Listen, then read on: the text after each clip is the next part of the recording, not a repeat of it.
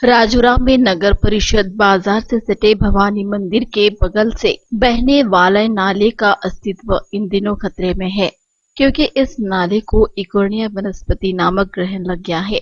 इस नाले की अपनी धार्मिक महत्ता है।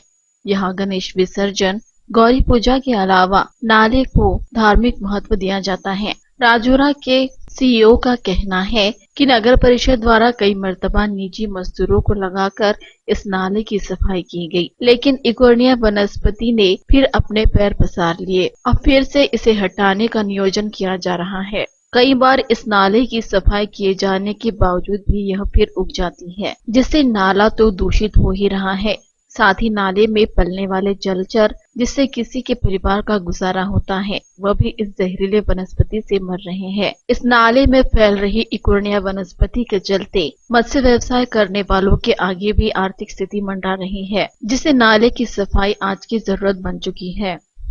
दरवर्षी इकोर्निया वनस्पती जी वाढते ती दरवर्षी नगर परिषदेमार्फत काढून घेण्यात येते। यावर्षी सुद्धा काढण्याचं आमचं नियोजन आहे, परंतु काय झाले की गेल्या वर्षी आम्ही काही खाजगी मजूर लावून ती काढून घेतली होती इकोर्निया वनस्पती।